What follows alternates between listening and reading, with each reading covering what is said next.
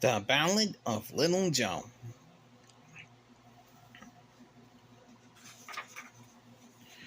A long, long time ago, way out west, lived 12 cowboy brothers.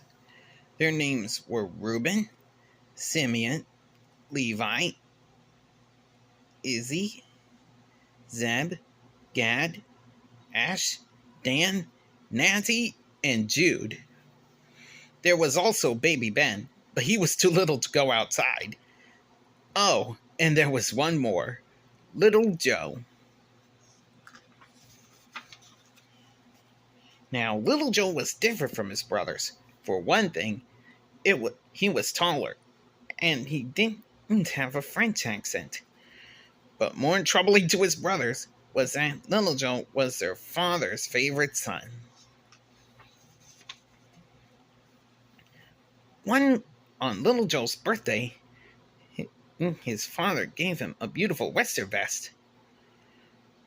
His brothers, who all got mittens for their birthdays, didn't like that one doggone bit.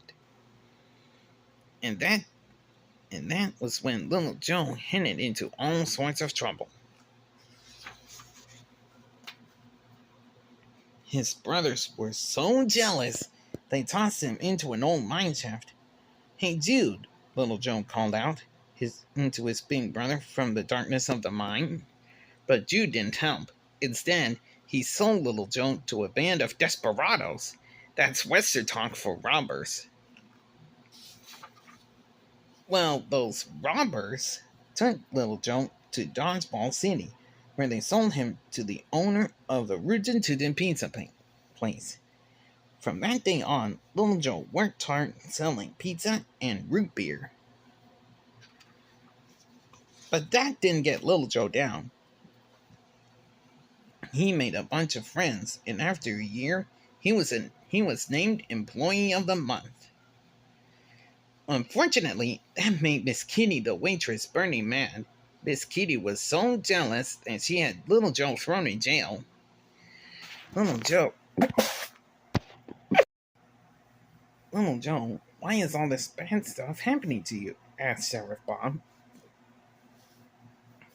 "Shucks, I don't really know." "Wow, God is good," Little Joe answered. "I reckon I just have to keep doing what's right."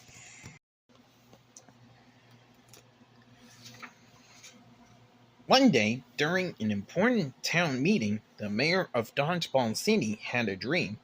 It upset him so much that he asked Little Joe to tell him what it meant. And with God's help, Little Joe did just that.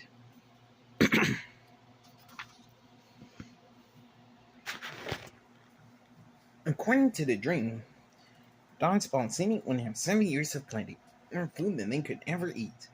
Then they would have 7 years of severe famine. No pizza and no root beer.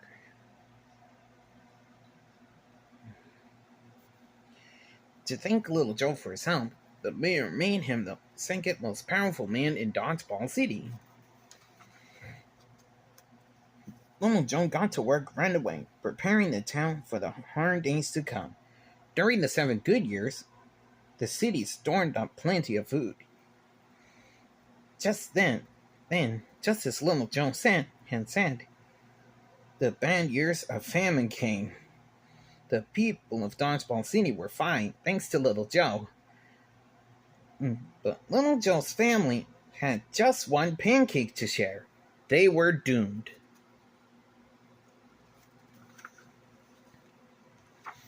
Soon, all 11 of Little Joe's brothers and his father traveled to Dodgeball City in search of food. When Little Joe saw them coming, he wasn't sure he could trust his brothers, so he greeted them wearing a tricky disguise.